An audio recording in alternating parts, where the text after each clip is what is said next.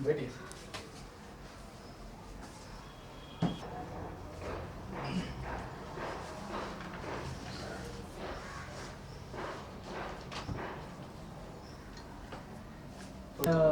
परिवेश पर बहुत सारा लेखन किया है। ग्रामीण परिवेश से क्या तात्पर्य है? ग्रामीण परिवेश के अंतर्गत गांव का जो परिदृश्य है और गांव का जीवन है, गांव की प्रकृति, गांव की नदियाँ, गांव के खेत खलिहान, गांव के मौसम, गांव के रीति रिवाज, पर्व त्यौहार और फिर गांव के लोगों का परस्पर संबंध, उनके चरित्र, उनकी समस्याएं, उनकी आकांक्षाएं, उनके संकट, उनके संघर्ष, बाहर से भीतर तक जो एक दृश्य बनता है गांव का, उसी से तात्पर्य हमारा ग्राम परिवेश का है। मेरे समझ में नहीं आ रहा है सर आजकल कि आज हम कहते हैं कि भारत कृषि प्रधान देश है, भारत गांवों का देश है। तो आज तक जो ग्रामीण साहित्य है, ये ग्रामीण साहित्य अन्य साहित्य जैसा उभर कर आया है, वैसा ग्रामीण साहित्य की धारा या ग्रामीण साहित्य ऐसा उभर कर नहीं आ रहा है, ऐसा मुझे लग रहा है। ऐसे ही आप जैसे गिने गिने लोग हैं, उन्होंने किया है वो चित्रण, ग्रामीण साहित्य को लाया है, ऊपर उठाया है, लेकिन ऐसा एक उभर कर नहीं आ रहा है। ऐसा है कि हमारे अधिकांश लेखक शहर के हैं और गांव से उनका रिश्ता नहीं रहा है, गांव का अनुभव नहीं रहा है। तो ये अच्छा है कि गांव का अनुभव नहीं है तो गांव पर न लिखें। होता क्या है कि किसी खास आग्रहवश हम उस चीज़ पर लिखते हैं जिसके साथ मेरा अनुभवात्मक संबंध नहीं होता है। तो शहर के लोगों ने शहर पर लिखा, शहर का ही अनुभव था, लेकिन आप देखेंगे कि गांव से आने वाले अनेक लोगों ने गांव पर लिखा, क्योंकि गांव के जीवन का अनुभव उनको था। चाहे प्रेमचंद रहे हों, रेण रहे हों, नागार्जुन रहे हों, शिव प्रसाद सिंह रहे हों, राही रहे हों, मैंने लिखा है और इधर कई लोग लिख रहे हैं कि बिहार के अनेक लेखक लिख रहे हैं। तो जो लोग गांव से आए हैं और गांव का जीवन जिया है, वे तो गांव पर लिख ही रहे हैं और उन्हें लगता है कि गांव ही हमारी इतनी ज़मीन है, गांव पर लिखेंगे तो ही अच्छा लिख पाएंगे। तो ऐसा नहीं है। आजकल गांव के ऊपर साहित्य जो लिखा जा रहा है उसकी संख्या काफ़ी अधिक है। दूसरी बात ऐसी है कि सर कि आज बहुत सारा ग्रामीण साहित्य पर काम हो रहा है, लेकिन ग्रामीण साहित्य और आंचलिकता, इसमें क्या अंतर हो सकता है क्या? देखिए, गांव को लेकर के जो लिखा जा रहा है या जो लिखा जाए वो सब आंचलिक नहीं होता है। जी हाँ, बराबर। मान लीजिए कि कोई लेखक ऐसा है जो गांव के जीवन का अध्ययन कर रहा है और उसे लगता है, उसे ये तथ्य प्राप्त होता है कि गांव का जीवन ऐसा होता है, गांव में ये ऐसी प्रकृति होती है, गांव के लोग ऐसे होते हैं, चाहे वो गांव का हो या शहर का हो। तो वो कुछ समस्याओं को लेकर के, कुछ खास उद्देश्य को लेकर के एक उपन्यास लिखता है, कहानी लिखता है, तो उसमें गांव को आता है, गांव ही होता है। लेकिन आंचलिक होता है तो एक खास गांव को आपने आधार बना दिया है। तो कभी वो आंचलिक शेर भी हो सकते हैं। आंचलिक शेर नहीं होते हैं। देखिए, आंचलिक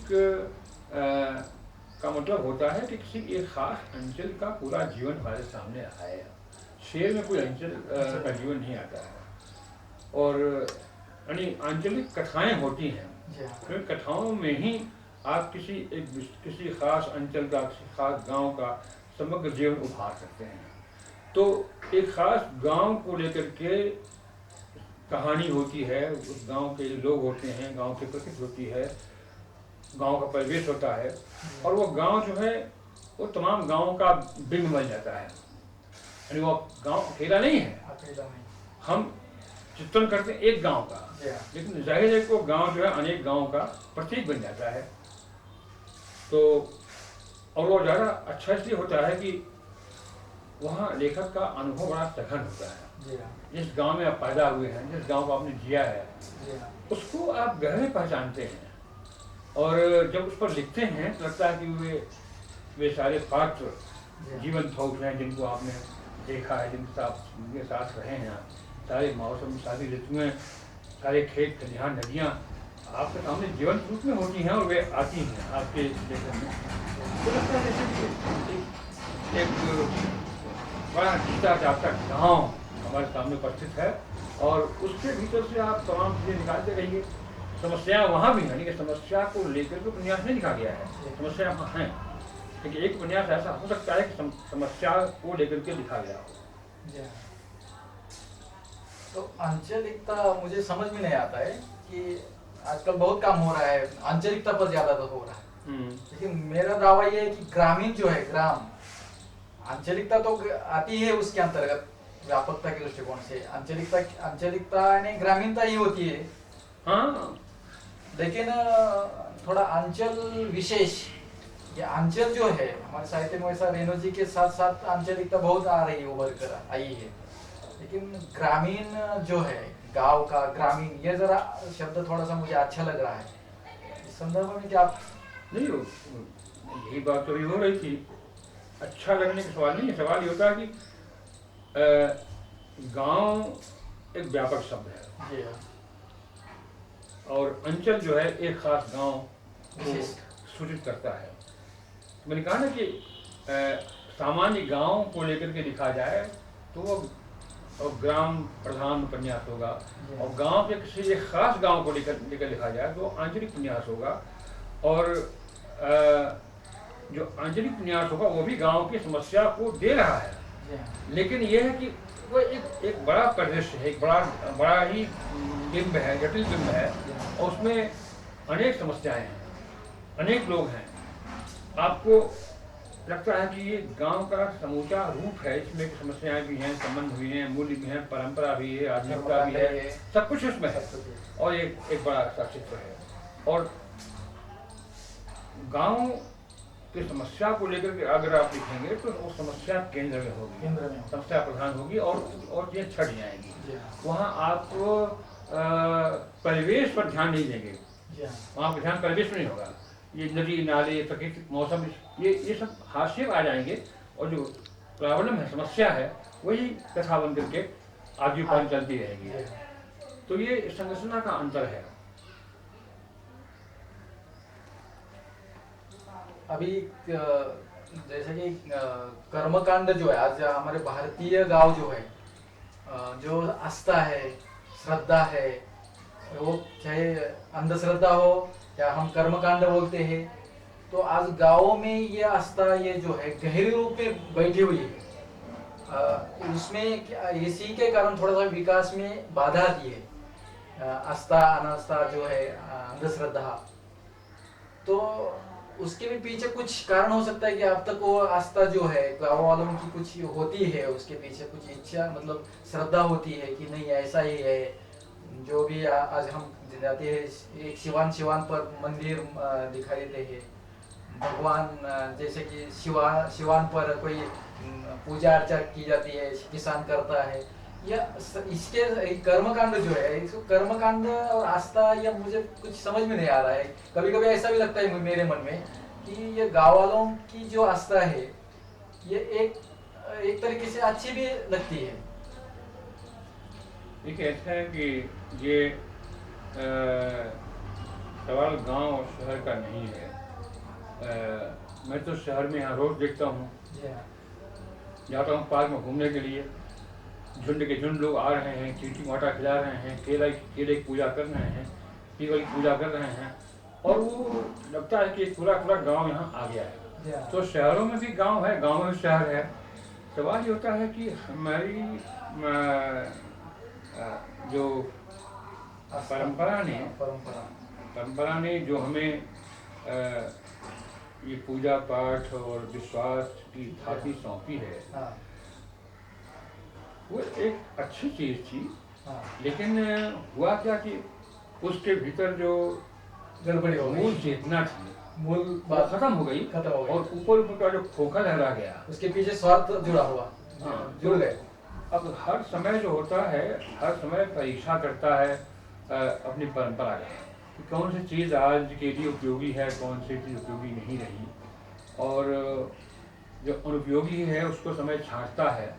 लेकिन जो परंपरावादी लोग हैं, रूढ़िवादी लोग हैं, वे एक बार किसी चीज़ को पकड़ते हैं तो सोचते हैं ये सनातन है, चिरंतन है, यही सच है। तो गांव हो या शहर हो, जो लोग समय के साथ चलने वाले हैं, जो समय की चेतना को पहचानते हैं, वे तो महसूस करते हैं या अनुभव करते हैं कि ये चीज़ हमारे काम की नहीं है और इसको हमें छोड़ना चाहिए, ये चीज़ नई आई है, हमारे काम की है, इसको पकड़ना चाहिए। तो लेकिन जाहिर है कि अधिकांश लोग जो हैं धर्म के मामले में बहुत रूढ़िवादी होते हैं, पढ़े लिखे लोग भी रूढ़िवादी होते हैं। तो गांव में भी और शहर में भी मैंने देखा है कि आज खासतौर आज विडम्बना यह है कि आज जबकि विज्ञान इतना आगे बढ़ गया है, मॉडर्निटी इतनी दिखाई पड़े, उस वक्त भी धर्म के नाम पर जो अंधविश्वास चल रहा है, जो तमाम तरह की रूढ़ियाँ कर्मकांड हमको तंग कर रहे हैं, उसको उनको देखकर की बड़ी पीड़ा होती है कि हम कहाँ जा रहे हैं। तो आंचलिक उपन्यासकारों ने या ग्राम चेतना उपन्यासकारों ने परंपरा की जो गलाजत है उसको दिखाया है और जो नई चेतना आ रही है उस चेतना को भी संकेतित किया है। तो मूल्यों का संघर्ष दिखाया है कि मूल्य टूट रहे हैं, मूल्य बन रहे हैं, और कहाँ मूल्य बनने के बाद भी टूटे मूल्यों को लोग लेकर चल रहे हैं और कहाँ टूटे मूल्यों को छोड़ करके लोग नए मूल्यों को आ रहे हैं, ये दिखाया गया है। और अब ये हिंदू समाज का ही सवाल नहीं, सवाल हर जगह का, हर धर्म में धर्म के नाम पर जो अंधविश्वास फैला हुआ है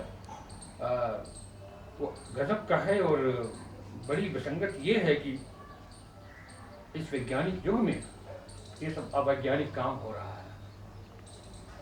लेकिन मुझे लगता है कि जो प्राचीन संस्कृति है भारतीय, ऋषि मुनियों की जो संस्कृति है, वो जो संस्कृति चलती आई हुई थी, बीच बीच में कई ऐसे वर्ग, समझ लीजिए कई ऐसे पुजारियों ने उस संस्कृति को बिगाड़ा। ऐसा लगता है क्या कि जैसे कि आजकल मंदिरों में पैसा देते हैं, जब हम दर्शन देने के लिए जाते हैं तो पैसा व्यवहार चलता है, वो पैसों का व्यवहार चलता है।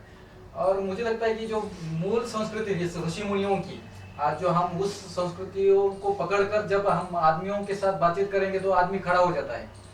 ये जो है, ये मूल जो है, इसको बिगाड़ने का बीच में काम किया है। और आज उसकी तरफ देखने का तरीका या आज का जो समाज है ये दिशाहीन हो रहा है, ऐसा लगता है क्या आपको? तो देखिए, ऐसा है कि ऋषियों मुनियों ने अपने समय के अनुसार सत्य की खोज की। और आप जानते हैं कि सत्य की खोज की परंपरा चलती रही। वैदिक परंपरा में एक पथ आस्तिकता का है, एक पथ नास्तिकता का है। तो ये बराबर चिंतन चलता रहा है और चिंतन के नाते जो है वो सत्य असत्य का लगातार बोध होता रहा और क्या हमें नया ग्रहण करना है, क्या त्यागना है, ये कार्य चलता रहा है।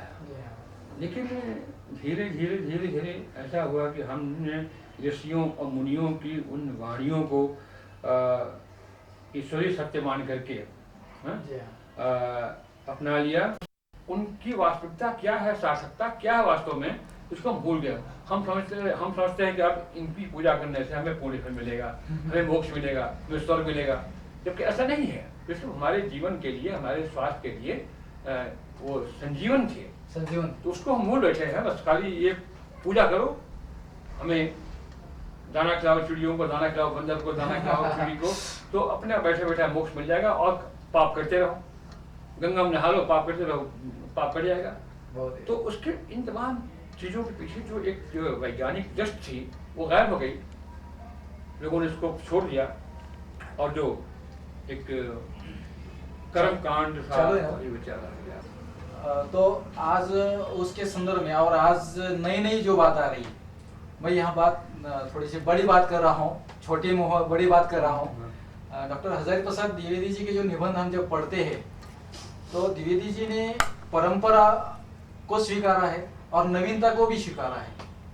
तो दोनों का समन्वय करने का प्रयत्न, स्थापित करने का प्रयत्न हजारी प्रसाद द्विवेदी ने किया, ऐसा मुझे लगता है। तो आज परंपरा या भारतीय संस्कृति और नई नई जो बात आ रही है, इन दोनों के बीच में आज का समाज, चाहे वो धर्म हो, राजनीति हो, चाहे वो देश हो, चाहे वो नए नए बातें हो, उस दृष्टिकोण से दिशाहीन हो गए हैं, ऐसा लगता है क्या?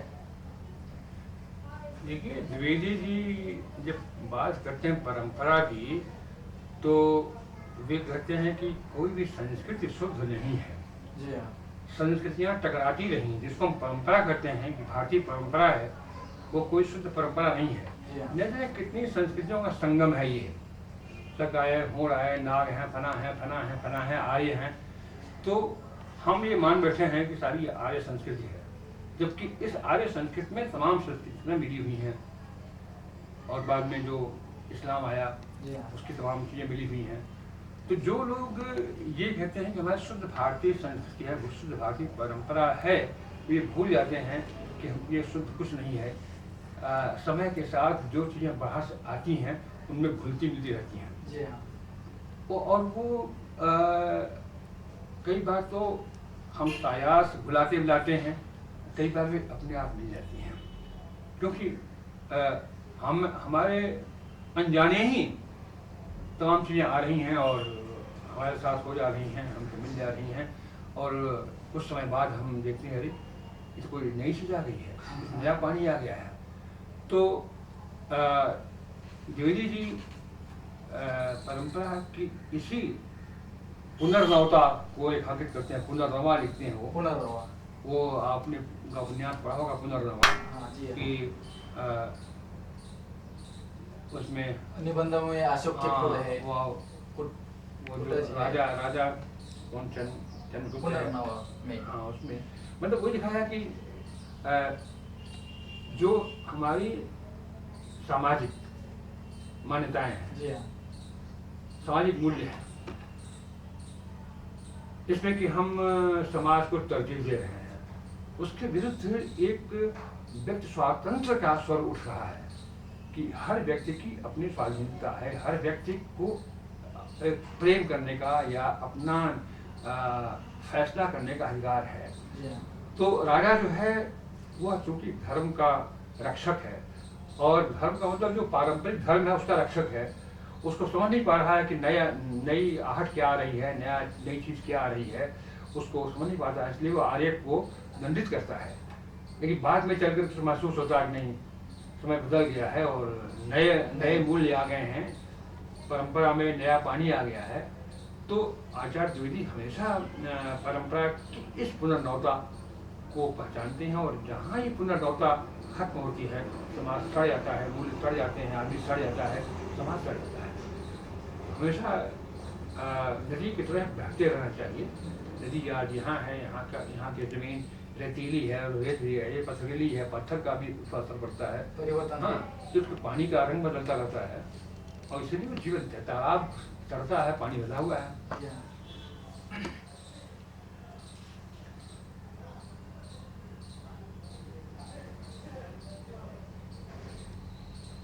दूसरी बात ऐसी है कि आज भारतीय विचारधारा, आज जो भी हम किसी भी पक्ष पर विचार करते हैं, तब हमारा समाज जो है या हमारे साहित्यिक जो है या हमारे विद्वान जो है वो पाश्चात्य विचारों से ही ज़्यादातर प्रभावित होते हैं। लेकिन भारतीय विचारधारा, मुझे लगता है कि भारतीय या भारतीय संस्कृति में, भारत में बहुत कुछ है लेकिन वो ऐसा ख्यातनाम क्यों नहीं हुआ? जैसे कि पाश्चात्य संस्कृति या पाश्चात्य विद्वान जैसे अरिस्टोटल है, प्लेटो है, या सब सारे विद्वान है, ये आज पूरे विश्व में ख्यातनाम हो गए हैं, चाहे उनके विचार, लेकिन भारतीय विचारधारा जो है आगे क्यों नहीं आ रहे और हमारे लोग उससे प्रभावित क्यों नहीं होते? वो पाश्चात्य संस्कृति से या पाश्चात्य विचारों से ही प्रभावित होते हैं। जैसे हमारे यहाँ जो प्राचीन परंपरा रही है, बड़ी उन्नत रही है, और हर क्षेत्र में हमारे जो पूर्वज हैं वे स्थापित हैं। जब हम नाम लेते हैं प्राचीन साहित्य का, तो कालिदास आते हैं, वाल्मीकि आते हैं, जब वो लेते हैं नाम वैदिक का, तो चरक आते हैं, ऐसे अनेक विद्वान आते हैं और विश्रुत हैं, विश्व में विख्यात हैं। जब कोई भी पश्चिमी आदमी भारतीय जीवन पर खोज करता है, तो ये जो हमारे पूर्वज हैं उसकी पकड़ में आते हैं। और आज जो है निश्चय ही विज्ञान का युग है, और विज्ञान में जो नई नई खोजें हुई हैं वो पश्चिम में हुई हैं, हमारे यहाँ उतनी नहीं हुई हैं। जितने भी सिद्धांत बने हैं विज्ञान के, मनोविज्ञान के, जैसे पश्चिमी बने हैं, पश्चिम की खोज से बने हुए हैं। तो जाहिर है कि जब आप आज के चिंतन की बात करेंगे तो मार्क्स आएंगे, फ्राइड आएंगे, नीचे आएंगे, और जो उनके पुराने सुकरात हैं, स्टार्टर हो गए हो, तो हैं ही हैं, जैसे हमारे यहाँ के प्राचीन लोग हैं। तो एक तो ये कि हमारे यहाँ चिंतन के क्षेत्र में वह ऊंचाई नहीं आई वर्तमान काल में, जो पश्चिम में आई। जैसे कि हमारे यहाँ साहित्य आलोचनात्मक लेखन अभी हो रहा है, जैसे कि हमारे हिंदी साहित्य की इतिहास जो है उन्होंने गार्सद दासी ने लिखी है, मतलब आलोचनात्मक लेखन भी हमारे यहाँ लेट हुआ है, देर से हुआ। तो हाँ, आलोचना भी बाद में आई, उपन्यास बाद में आया, कहानी जो है जो आज के रूप में वहीं से आई है, बाद में आई है।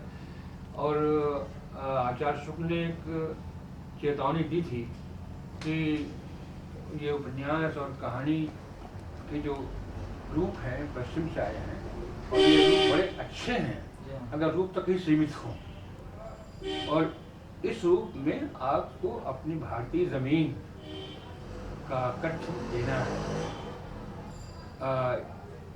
ये नहीं कि आपने रूप भी लिया पश्चिम से और वहाँ अपना कच्छ भी पश्चिम से लीजिए, हाँ, कि ये सूटेड बूटेड और ये जब तमाम नए फैशन के जो लोग हैं या नए फैशन के का जीवन है वही आप लीजिए उपन्यास कहानी में, तो ये ठीक नहीं होगा।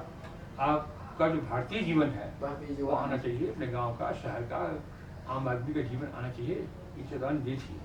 तो हमारे लेखन ने इसका ख्याल तो रखा, और मेरा ख्याल है कि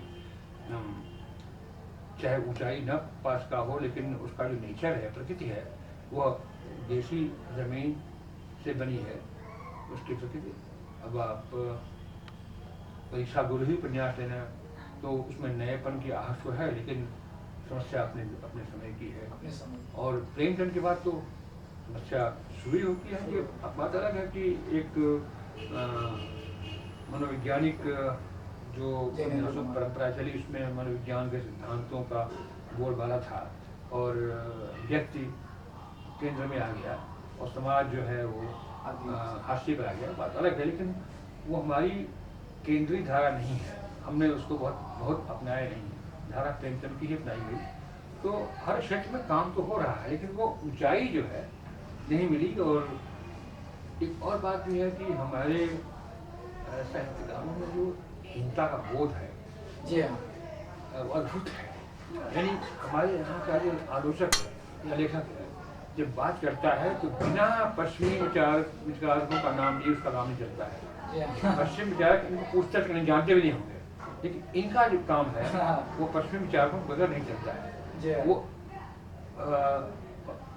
उन्हें लगता है कि अगर हम नाम नहीं लेंगे तो लोग सोचेंगे कि कम पढ़ा लिखा आदमी है। और मैं इसको और नापसंद करता हूँ, और कभी भी मैं कोशिश नहीं करता हूँ कि मैं पश्चिमी विचारकों से आतंकित हूँ और आतंकित करूँ।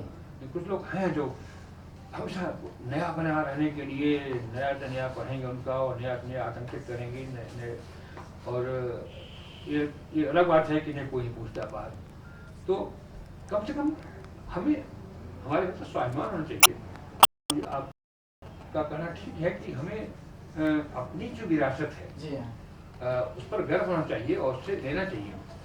अब आलोचना ही है, आलोचना में ठीक है पश्चिम से आलोचना आई है, पश्चिम में खासतौर से जो व्यवहारिक समीक्षा है वहाँ से आई है, हमारे यहाँ नहीं थी, लेकिन फिर भी सिद्धांत के रूप में हमारा आलोचना हमारे यहाँ इतनी समर्थ है। जो रस सिद्धांत है, मन सिद्धांत है, अलंकार सिद्धांत है, बहुत समृद्ध है, तो वहाँ से भी हम कुछ चीज़ें ले सकते हैं, क्योंकि हम नहीं लेते हैं। तो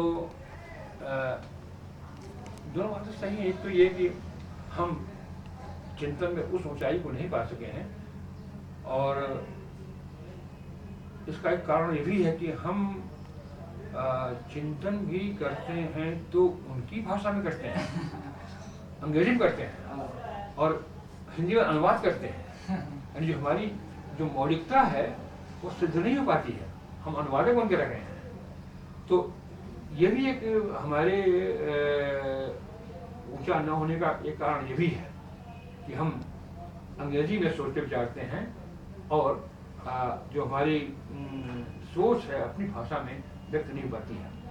फिर ये कि फिर हम उस ऊंचाई तक नहीं पहुंच पाते हैं, और फिर ये जो भी जितना हम हैं उसको भी स्वाभिमान से हम नहीं लेते हैं। हमें लगता है कि हम छोटे हैं वो बड़े हैं, इसलिए उनके बड़प्पन का गुण गाते रहो और उससे उनके बड़प्पन का गुण गाने से हम बड़े बनते जाएंगे, जो नहीं गुण गाएंगे वो छोटे होते जाएंगे। आजकल की स्थिति जो है, चाहे किसी भी क्षेत्र में हो, साहित्य के क्षेत्र में हो या अन्य किसी भी क्षेत्र में हो, इस संबंध में आपका क्या मत है? नहीं, मतलब आजकल की जो स्थितियां है, आज जो चल रहा है सब कुछ, ये चाहे टेक्नोलॉजी में हो, साहित्य में हो, ये जो परिवर्तन है, लोग परिवर्तन बोलते हैं, पता नहीं नयापन भी बोलते हैं, तो इस संबंध में आपको क्या कहना है? ये तो होना ही है। जो नई नई चीज़ें आ रही हैं टेक्नोलॉजी में या और क्षेत्रों में, तो उनको आना ही है। और ये सही है कि हम विश्व के साथ खड़े हैं और विश्व की चुनौती हमारे सामने है, तो हमें इन तमाम चीज़ों में अपनी तैयारी तो करनी ही पड़ेगी, क्योंकि आज विश्व की समृद्धि के लिए, विश्व की ताकत के लिए ये तमाम चीज़ें आवश्यक हो गई हैं। हम इनसे कट करके तो नहीं रह सकते हैं, लेकिन एक बात है कि इन तमाम नए ज्ञान विज्ञान के बावजूद हमें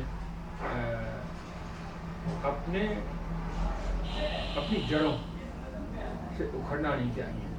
गांधी जी बार बार इसी ओर इशारा करते थे कि जो हमारी जड़ें हैं, जो हमारे गांव है, जो हमारी मूल है, जो हमारे एक पारंपरिक व्यवसाय है जो कि गांव को जीवन देते हैं, उनसे हमें कटना नहीं चाहिए। तो तमाम नई खोजों, नए प्रयोगों और नए आविष्कारों के साथ हम चलते रहें, लेकिन हमारे पाँव जो है जमीन पर पड़े रहें, हम उड़ न जाएं। और अब देखिए तो लगता है कि ये एक बड़ी सहज प्रक्रिया है कि आप बार बार अपनी ज़मीन से उठकर ज़मीन पर आ जाते हैं। जो सारे विदेशी लोग हैं जो रह रहे हैं बाहर, उनका साहित्य देखिए आज एक पूरी दुनिया साहित्यकारों को पैदा हो गई है जो भारत से जुड़ रही है, हिंदी के माध्यम से जुड़ रही भारत से। और अजीब सी एक सनक उनके मन में है अपनी ज़मीन से जुड़ने की। तो एक वो तो जाकर के वहाँ वे कमा रहे हैं, धमा रहे हैं, नई नई उपलब्धियाँ प्राप्त कर रहे हैं। दूसरी ओर वे कहीं मन से जुड़े हैं, अपने गाँव से, अपने शहर से, अपने देश से जुड़े हुए हैं। तो ये एक सहज और अच्छी बात है। और जिस दिन हम अपनी जड़ों से उखड़ जाएंगे और उखड़ करके केवल वैश्विक रह जाएंगे यानी केवल विश्व बाजार के माध्य रह जाएंगे और विश्व बैंक के आदि रह जाएंगे, विश्वग्राम के आदि रह जाएंगे, उस वक्त हमारी अपनी कोई सत्ता नहीं रहेगी, अपना अस्तित्व नहीं रहेगा। इसलिए इस विश्वग्राम या विश्व बैंक और विश्व हवा के दौरान आप चैलेंज तो महसूस कीजिए, उन तमाम चीज़ों के साथ चलिए जो आपके देश को संपन्न करते हैं, लेकिन आप अपने देश की अस्मिता बनाए रखिए, अपनी जो अस्मिता आपको बनाए रखिए।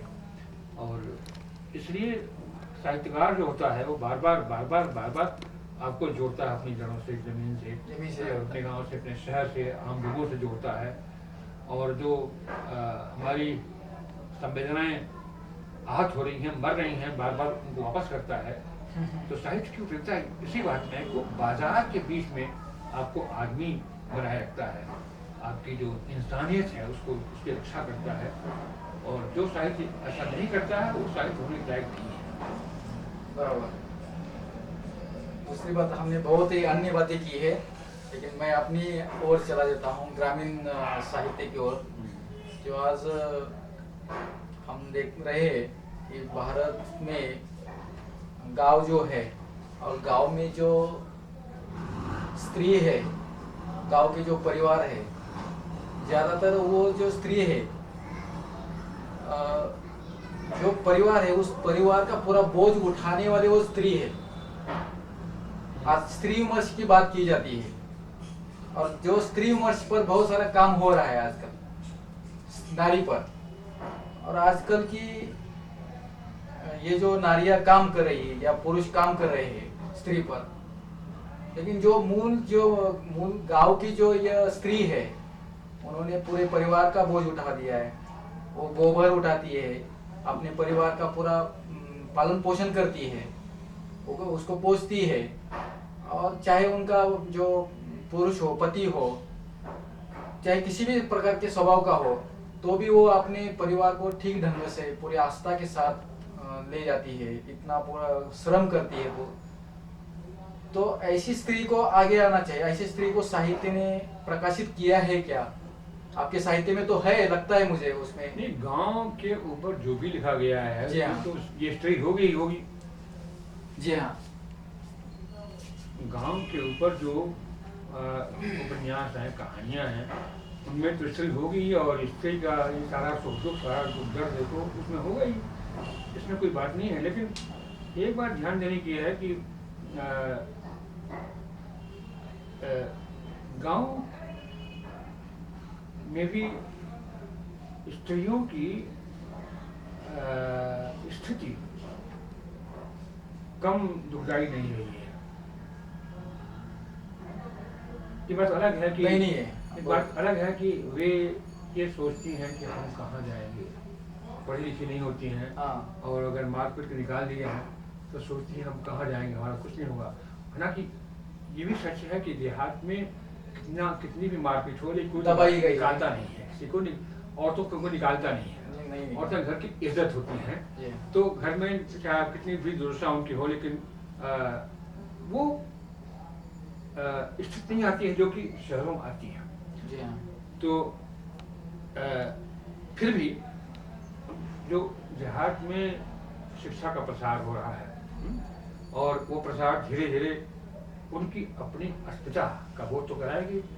देखिए, एक बात ध्यान देने की है कि नारी अब तक चाहे यहाँ की हो चाहे वहाँ की हो, अपनों को ही मानती रही कि हम तो नारी हैं, स्त्री हैं, हमारा स्थान जो है वो द्वितीय स्थान है या स्थान है ही नहीं है, हम व्यक्तिहीन वस्तु हैं। और सारे त्योहारों में उन्हें ही उपवास करना पड़ता अपनी पतियों के लिए, पति कोई व्रत नहीं रखता अपनी पत्नी के लिए, तो वो पत्नियां औरतें समर्पित हैं पतियों को, और समर्पित है इसलिए पति को पति ठीक अच्छा मानता, मैं तो मर्द हूँ, ये स्त्री है, जो चाहो सो करो, मारो पीटो, खाना बनाने के लिए करने के लिए है, वो कहाँ जाएगी। अब धीरे धीरे गांव में शिक्षा का प्रसार हुआ तो ये स्थिति तो बढ़ेगी कि मैं भी आदमी हूँ, मैं भी व्यक्ति हूँ, मैं वस्तु नहीं हूँ। तो ऐसी स्थिति में जो नए उपन्यास आएंगे, नई कहानियाँ आएंगी, वो इन नई नारियों के रूबरू होंगी और एक नया परिदृश्य खड़ा होगा। और मेरी कहानी है एक औरत एक जिंदगी। एक औरत एक जिंदगी। तो गांव के परिवेश में कैसे आप एक नई जिंदगी का प्रसार कर सकते हैं, नए आलोक की आहट दे सकते हैं, ये मैंने कोशिश की है। कि एक औरत है, उसका ससुर है, उसका पति मर जाता है, ससुर बहुत बदमाश आदमी है, वो बहुत तारीफ करता है, वो भी मर जाता है। अब वो अकेली, भवानी जो अकेली रह जाती है और 2 बच्चे उसके हैं, विधवा हो गई है। अब देखिए, विधवा होने की जो स्थिति होती है उसका एक बना हुआ रूप है। भाई विधवा हो गई हो, सिर उड़ाओ, चूड़ी फोड़ दो और सफेद कपड़ा पहनो और पूजा पाठ करो, व्रत करो, ध्यान करो, ये तुम्हारा काम है। वो कहती है कि नहीं, मैं पूजा पाठ करूँ, मैं जाऊँ तीर्थ व्रत करने के लिए, हमारा खेत आप लोग उजाड़ दे, खेत हमारा काट ले। तो वो अपने बच्चों को लेकर के खेत जोतती है, हेंगा करती है, बीज डालती है और बाजार में जाती है। बावन की औरत है, फल बेचती है। लोग कहते हैं बावन की औरत फल बेच रही है। एक जिंदगी उसके सामने है, एक जिंदगी बड़ी सी है। तो जिंदगी के सौंदर्य को देख रही है और उसके लिए किस तमाम तरह की जो रूढ़ियां हैं वो लात मारती है। तो ये एक ग्राम के परिवेश में भी आप इन चीजों को उठा सकते हैं कि नारी को कैसे आप मुक्त करें तमाम रूढ़ियों से। बराबर है। इतनी रूढ़ियों से जकड़ी हुई है, जकड़ियों से हो, पति के आतंक से कैसे वो धीरे धीरे उनसे मुक्त हो। तो ये कोशिश होनी चाहिए। और क्योंकि नारी विमर्श के जो लेखक हैं, आलोचक हों या चाहे लेखक हों, लेखिकाएं हों, सब शहर की हैं, तो सारी समस्या शहर की है। गांव की औरत को लोग पहचानते नहीं हैं, इसलिए उन पर नहीं लिखते हैं। सब मध्य वर्ग की जो औरतें हैं उन्हीं की सारी समस्या है। आज नई लड़कियां जो है अब काम कर रही है स्त्री पर, हाँ, तो वो गोबर उठाने वाली स्त्री का उनको क्या पता ही क्या? नहीं पता होगा, वो वहाँ जाएंगे नहीं। जाएंगे कैसे? मतलब वो उनको देखा ही नहीं है, उनको महसूस ही नहीं हुआ है। उस शहर में घूमती है, शहर में घूम के शहर की जो काम करने वाली, तो उसको न्याय कैसा मिलेगा? वो ग्रामीण स्त्री पर काम कर रही है, तो ग्रामीण स्त्री को कैसा न्याय मिलेगा? ग्रामीण स्त्री पे जो काम करेगी तो उसको तो वहाँ रूबरू होना ही पड़ेगा। लेकिन वहाँ ग्रामीण स्त्री तो काम नहीं कर रही है कोई। सब शहरी स्त्री काम करती हैं। शहर जो है सुविधा की जगह होती है, यहाँ घूमना घामना अच्छा लगता है। तो अच्छा, जो औरतें हैं, जो लेखिकाएं हैं, वो भी मध्यवर्ग की हैं, तो अपने जीवन को देती हैं, अपने जीवन के अनुभव को देती हैं। तो अब उन गांव की औरतों में से कोई निकल कर आए तो ये अपने दुख दर्द को कहेंगी। जैसे कि जिन्होंने देखा है, ऐसे श्रम को किया है, उन्होंने खुद देखा है, ऐसे ही लोग उनको जानेंगे ना। नहीं, मतलब जैसे बात में गांव की बात है, गांव पे हम लोग लिखा है, हर जगह गांव के औरतों के समस्याएं उठाई हैं और गांव के औरतों का पक्ष लिया है, उन्हें खड़ा किया है। और हर उपन्यास में, हर कहानी में रेणु ने ऐसा किया है और शिव प्रसाद ने किया है, तुमने किया है। जिनने लिखा तो लिखा है, तो ग्रामीण औरतों के पक्ष को तो लिया ही है और समस्या को खड़ा किया है, ऐसा नहीं है। सर, आपने विभिन्न विधाओं का लेखन किया है, तो आता स्पष्ट कीजिए कि आपके मन मस्तिष्क में पहले विधा तय होती है या विषय वस्तु? क्या?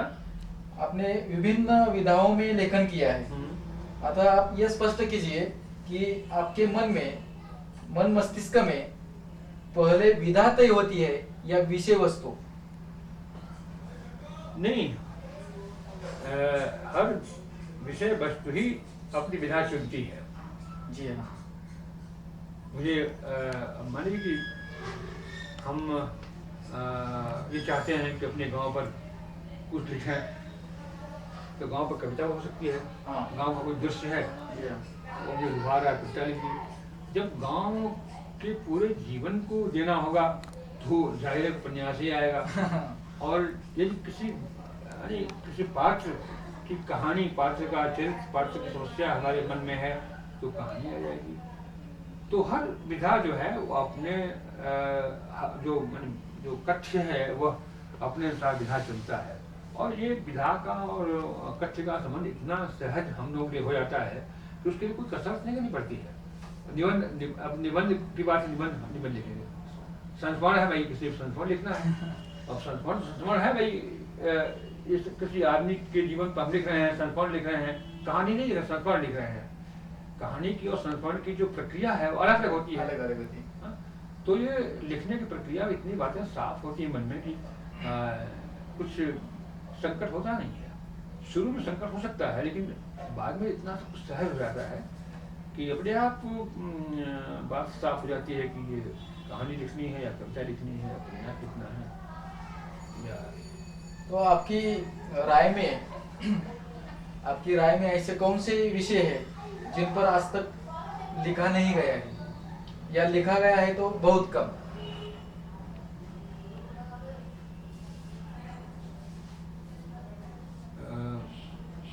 कौन सा विषय है ऐसा? नहीं, मेरे लिए तो कोई विषय छूता नहीं रहा। लोग पूछते हैं मुझसे कि अभी आपके मन में कुछ ऐसा लिखने का विचार है जो छूट गया हो, और तो मैंने कहा मुझे तो ऐसा नहीं लगता है।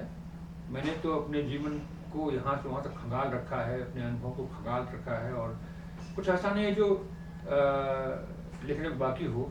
हाँ, जो अब जीवन जी रहा हूँ और जीवन जीने की प्रक्रिया में जो समस्याएं आएंगी, जो सत्य आएगा, तो वो तो मैं लिखूंगा और लिख ही रहा हूँ। तो इसलिए मैं आजकल डायरी लिख रहा हूँ। डायरी का फायदा ये है कि आप अपने दैनिक जीवन की तमाम चीज़ों को उसमें समेट सकते हैं, ले आ सकते हैं। वो कहानी का विषय नहीं है, कविता का विषय नहीं है, लेकिन है, कुछ है वो। जैसे आप बैठे हुए हैं, खाली बैठे हुए हैं और खाली बैठे सोच रहे हैं कुछ, तो उस सोच को आप कविता में इसमें डायरी में ला सकते हैं। बैठे खालीपन को ला दीजिए, बातचीत कर रहे हैं उसको उसमें आप ला दीजिए, तो ऐसा लगता है जैसे कि कहानी, कविता, उपन्यास के लिए कुछ ऐसी चीज़ें होती हैं जो उनमें आती हैं, बाकी चीज़ें बच जाती हैं। तो उस बची हुई चीज़ को हम नहीं ला पाते हैं कहानी, कविता में। लगता है ये कहानी के काम की नहीं है, ये कविता के काम की नहीं है, लेकिन डायरी में वो चीज़ें आ जाती हैं।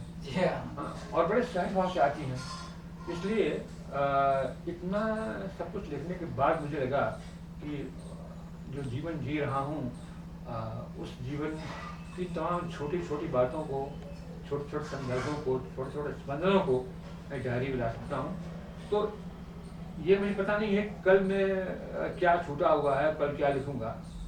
कल के साथ होता रहूँगा और जो नई चीज़ आती रहेगी वो आती रहेगी।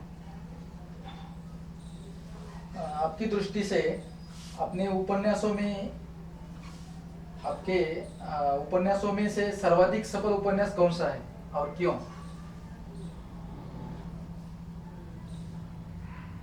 नहीं, सर्वाधिक उपन्यास मेरे दो हैं। सर्वाधिक सफल उपन्यास जल टूटता हुआ, अपने लोग, और इसलिए है कि लोगों ने कहा कि अच्छे उपन्यास हैं। अब क्यों? लेखक तो खुद नहीं फैसला कर सकता है। हाँ, ये तो पाठक फैसला करता है कि आपकी कौन सी चीज़ हमें पसंद है। एक पाठक, दो पाठक, तीन पाठक, आलोचक, जब तमाम लोगों की राय मिल जाती है, लगता है हाँ ये चीज़ जो है वह कुछ ठहरने वाली चीज़ है, अच्छी चीज़ है।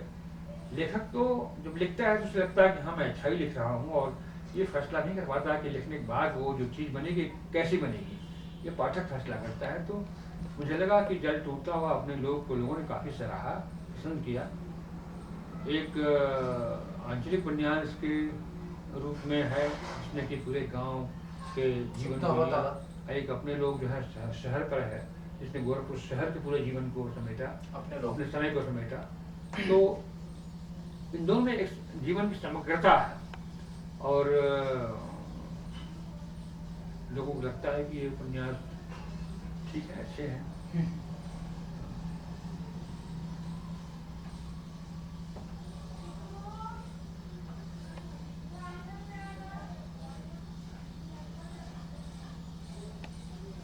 क्या बताइए। समकालीन उपन्यास साहित्य के संदर्भ में आपके क्या विचार हैं? उसकी तुलना में आपके उपन्यास किन रूपों में भिन्न है, ऐसा आपको लगता है?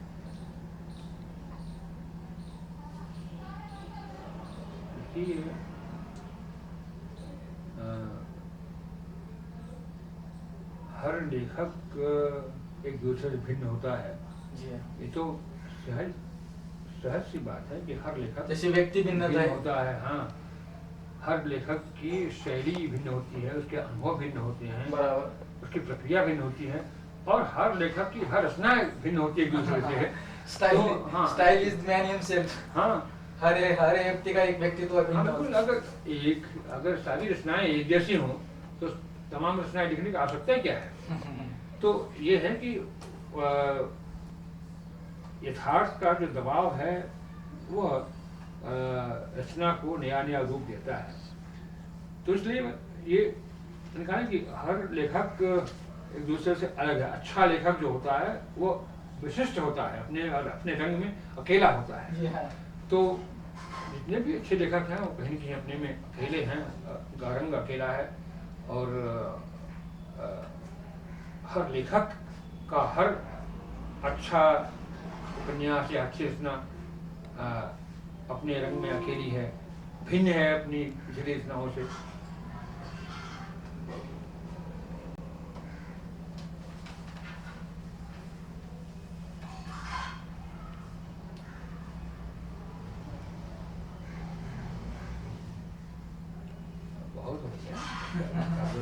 जो साहित्य है मार्क्सवाद का, बौद्ध धर्म का, उस पर प्रभाव दिखाई देता है। हमारे महाराष्ट्र में महात्मा फुले नाम के हैं, जिन्होंने महिलाओं का पहला स्कूल खोला महाराष्ट्र में। तो उनका और शाहू महाराज ना करके होते, जो आज रिजर्वेशन की बात चलती है, तो शाहू महाराज ने उस वक्त रिजर्वेशन कर दिया था। तो फुले, शाहू महाराज, बाबा साहेब आम्बेडकर दलित क्रांति के जनक कहे जाते हैं, और मार्क्सवाद, बौद्ध धर्म, ऐसे एक विचारधारा उभर कर आ रही है। तो इसके बीच में ग्रामीण साहित्य कहाँ है? ये विचारधारा अलग चीज है और ग्रामीण जीवन अलग चीज है। विचारधारा कहीं भी हो सकती है। विचारधारा तो ये है कि आप उस विचारधारा से गांव के जीवन को, शहर के जीवन को रूपायित कर रहे हैं, और विचारधारा तो एक अन्वित के रूप में आती है कि आपने एक रचना पढ़ी, पढ़ने के बाद लगा कि लेखक जो है इस दृष्टिकोण का आदमी है, ये हमें यहाँ ले जा रहा है। विचारधारा पर नहीं लिखता है, लिखता है वो जीवन पर लिखता है। लेकिन दृष्टियां भिन्न भिन्न होती हैं कि आप वो उस यथार्थ को किस नजरिए से देख रहे हैं और किस नजरिए से उसको रच रहे हैं। तो यहाँ का सवाल, तो आज समीक्षक ऐसा क्यों करते हैं कि ये मार्क्सवादी है? हाँ? ये ऐसा है, समीक्षक क्यों लेबल लगाते हैं? नहीं, देखिए दो चीजें हैं। एक तो आप मार्क्सवादी घोषित करके और मार्क्सवाद के सिद्धांतों को लेकर के लिखिए, और ये कि आप घोषणा करनी पड़ती है क्या? घोषणा जो होती है वो एक अघोषित घोषणा होती है कि मान लिया जाता है कि हाँ ये मार्क्सवादी हैं। हिंदी में एक जो दल है वो मार्क्सवादी कोई नहीं है, लेकिन एक अंडरस्टैंडिंग है कि सब भी मार्क्सवादी है। समझ गया। किसी के व्यवहार में आपको मार्क्सवाद नहीं दिखाई पड़ेगा। सब अपने घर में बैठे हुए सुविधा से टेबल टॉक करने वाले और कमरा में बैठ करके साहित्य लिखने वाले लोग हैं, और गोष्ठियों में बहस करने वाले लोग हैं। बाकी किसी का संबंध न किसान से है, मजदूर से है, न आम आदमी से है। बस वो एक लेबल लगा लिया, आपने लेबल लगा लिया है। तो लेबल जो है वो ये भी नहीं है कि वो कम्युनिस्ट है, पार्टी मेंबर नहीं है। बस वो एक बना लिया कि सारे साहित्यकार जो हैं वो, अच्छा जो थोड़ा सा उनसे भिन्न होता है वो कहने का भाजपाई है। हाँ, उसको आप भाजपाई नहीं है, वो लगाने का लेवल भाजपाई आप हैं। तो एक तो ये कि आज हिंदी में, कम से कम हिंदी में ऐसा हो रहा है कि मार्क्सवाद का सिद्धांत आज बहुत मुखर नहीं है। कल तक 10 साल पहले, 20 साल पहले मार्क्सवाद जो है वो बड़े एक जोर शोर से आक्रोश के रूप में, क्रांतिकारी रूप में आ रहा था। लगता था बड़ी क्रांति कर जाएगा, उत्तर पूर्व कर जाएगा। सबको मालूम हो गया कि कुछ नहीं होने वाला है। तो अब साहित्य बड़ा सहज हो गया है। इस सहज होने के बावजूद जो आपने कहा वो एक मंडली बनी हुई है कि लिखने के सब लोग सहज है, लेकिन वो लोग जो हैं, जो मार्क्सवादी मंडली के हैं, वो लोग अपने ही लेखन को कहेंगे मुख्य धारा का लेखन है, यही मुख्य लेखन है। तो मैं ये बात कह रहा हूँ कि मार्क्सवाद के ऊपर कविता लिखना या उपन्यास लिखना या मार्क्सवादी सिद्धांतों के साथ जीवन को सुनियोजित करना एक बात है। और ये मतलब कि जो जिंदगी है, समाज है, उसके यथार्थ को आप मार्क्सवादी नजरिए से देख रहे हैं, ये और बात है। जैसे मान लीजिए कि आपको आपके दिमाग में है कि ये जमींदार है, जमींदार है, हाँ। किसान है। जमींदार अच्छा हो सकता है और बड़ा भला हो सकता है। आप दृष्टिविहीन आदमी हैं तो आपको लगेगा कि जमींदार बहुत अच्छा आदमी है, बड़ा भला है, बड़ी सेवा करता है, परोपकार करता है। या सेठ जी है, वो मंदिर बनवा रहे हैं, पूजा पाठ करते हैं, दान दे रहे हैं, तो आप जो हैं वो कहेंगे सेठ जी अच्छे हैं। लेकिन जब आपके पास एक नजरिया होगा, वर्गीय नजरिया, तो आपको लगेगा कि ये व्यक्ति के रूप में जो दिखाई पड़ रहा है वो ठीक हो सकता है, लेकिन ये एक वर्ग प्रतिनिधि है।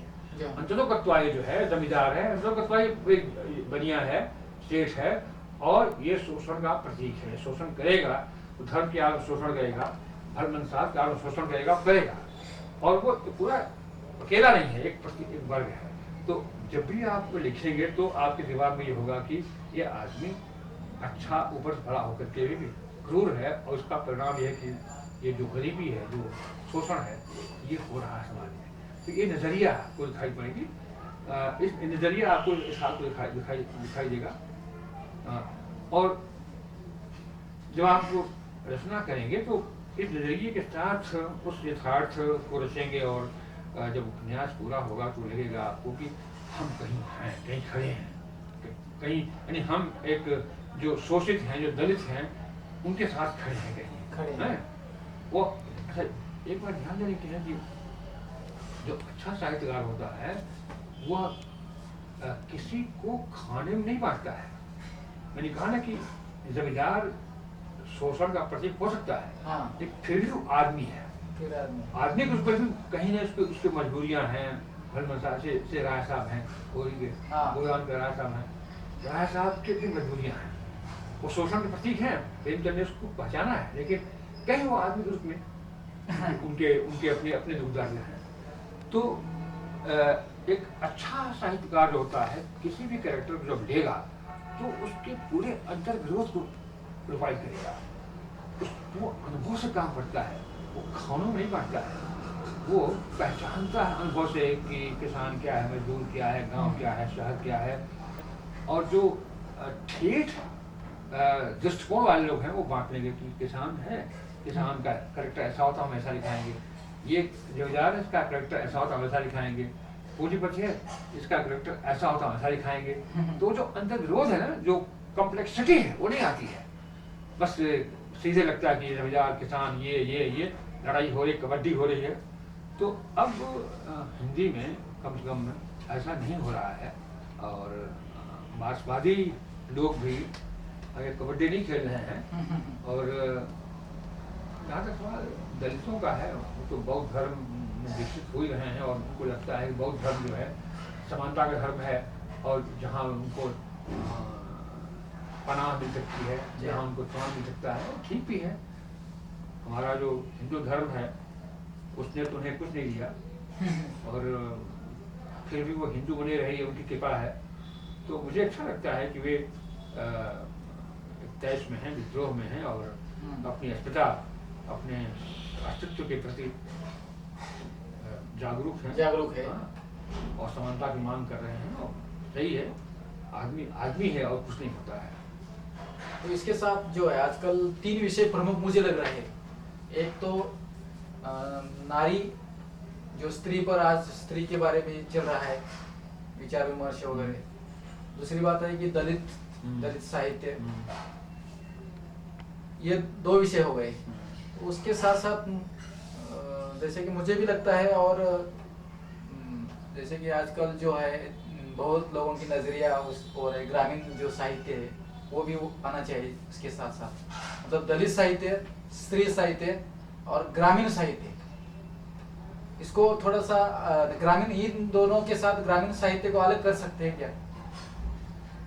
या मतलब उस जैसे स्त्री है हाँ, वो भी गाँव में है, हाँ, दलित है वो भी गाँव में है, तो गाँव से अलग तो है नहीं है। लेकिन उसमें किसान लोग जो है उस पर ज्यादा, मतलब किसान लोगों पर ज्यादा। देखिए दलित आखिर है क्या?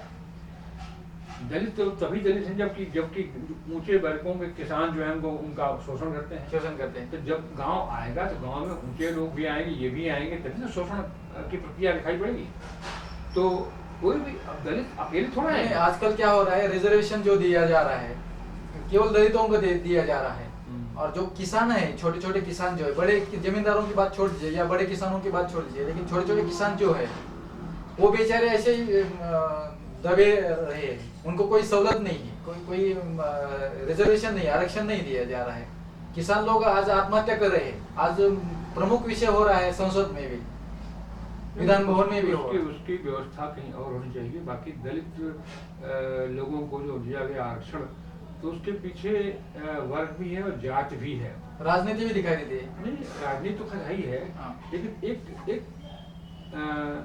एक आधार होता है ना।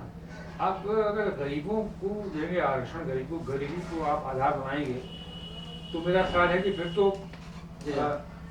तो ये होगा कि उसका कोई मानदंड निर्धारित नहीं होगा। जी हाँ, आपको शायद पता न हो या हो कि हाँ, कॉलेज में फीस माफी होती है उन लोगों की जो कि बड़े जोरदार लोग होते हैं, माफी करा देते हैं। यानी जो गरीब हैं वो वंचित हैं, और जो पावरफुल लोग हैं वो फीस माफी कर देते हैं। तो गरीबी जो है मानदंड नहीं हो सकता है, क्योंकि फिर तो बड़ा ही यथार्थिक मामला हो जाएगा, बहुत फैल जाएगा, उसका कोई मानदंड नहीं हुआ। ये यहाँ एक सीधी सी बात है, जात जो जिन जातियों के लोग दलित रहे हैं, सामाजिक दृष्टिकोण से, धार्मिक दृष्टिकोण से, आर्थिक दृष्टिकोण से उनको ही ये सुविधा मिली है। और जाहिर है कि जो बड़ी जातियों के गरीब लोग हैं उनको भी सामाजिक प्रतिष्ठा मिलती है। तो आप साथ बैठेंगे, खाट बैठेंगे, पंडित जी हैं, चाहे जब भीखी मांगते हों तो भी आप बैठाएंगे अपने पास में। तो जगजीवन राम को अगर जा रहे हैं विश्वनाथ मंदिर में, तो वहाँ सफाई हो रही है उसकी। देखिए अभी भी ये लोग कितने ऊंचे उठ जाएं, लेकिन हमारी जो धारणा इनके प्रति है कितनी खराब है। तो ये लोग उपेक्षित रहे हैं हर तरह से, तो इसलिए एक आधार बनाया गया आरक्षण का। और जो किसान मर रहे हैं गरीबी में, उनके लिए कुछ और उपाय होना चाहिए। हाँ, इसके लिए तो आज आत्महत्याएं रोकी नहीं जा रही है, तो राजनीतिक लोग जो है परेशान हुए हैं आजकल।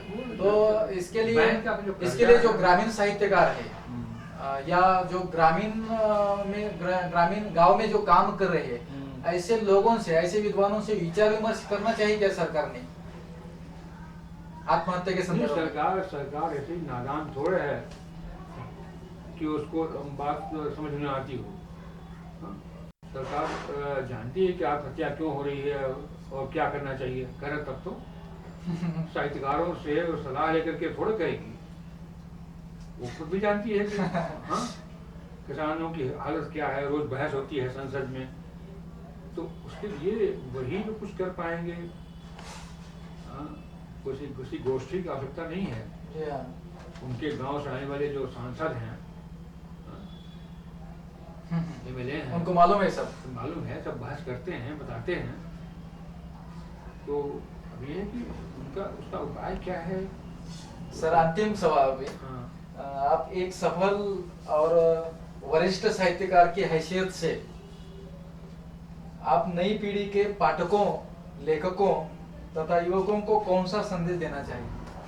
देखिए, ये सवाल जब आता है तो मैं बहुत परेशान होता हूँ, क्योंकि कोई संदेश सुनता नहीं है, और संदेश देना जो होता है काम होता है बाबाओं का, जो ऋषि मुनि हैं और बाबा लोग हैं, संदेश देना।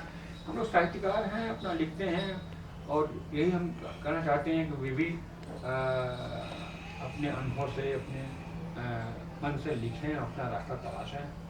होता ये है कि साहित्य का रास्ता बहुत बड़ा है, बड़ा लंबा रास्ता है, और बहुत जल्दी नहीं बची होती इसमें। तो जो नए आने वाले लोग हैं उनमें से अधिकांश बहुत जल्दी में होते हैं, यश पाने की जल्दी में, और ये भी होता है कि वे अपना रास्ता छोड़ करके या अपना रास्ता न बना करके बने बनाए रास्ते पर चलने लगते हैं। उनके रास्ते पर जो कुछ दे सकते हैं उनको, जो उन्हें इनाम दे सकते हैं, जो उन्हें ख्याति दे सकते हैं, उनके रास्ते पर चलते हैं। और कुछ दूर चलने के बाद लगता है कि उनका अपना कोई रास्ता बना ही नहीं। तो मैं हमेशा ही कहता हूँ कि देर से ही सही आप अपना रास्ता बनाइए, अपने अनुभव से लिखिए, और अपना माहौल आपको तलाशिए। इसमें भले ही देर हो, लेकिन सही रास्ता यही है। अब कोई माने न माने उसका मन है। पाठकों को क्या संदेश देना चाहते हैं? पाठकों को युवक है आजकल का, जो है आज कहा जाता है, आज हमारे यहाँ भी राष्ट्रपति ने कहा है कि भारत एक महासत्ता बनेगा 2007 में 2020 में। तो आज युवकों के बारे में या पाठकों को क्या संदेश देना चाहिए? देखिए, पाठकों को संदेश में क्या दूंगा, पाठकों से आग्रह करना चाहूंगा कि वे पुस्तकें पढ़ें। पढ़ाई कम हो रही है आज के ज़माने में, क्योंकि मीडिया इतना हावी हो रहा है, और वह हमारी ज़िंदगी के यथार्थ को गुदड़ी पर सी करके परोस रहा है।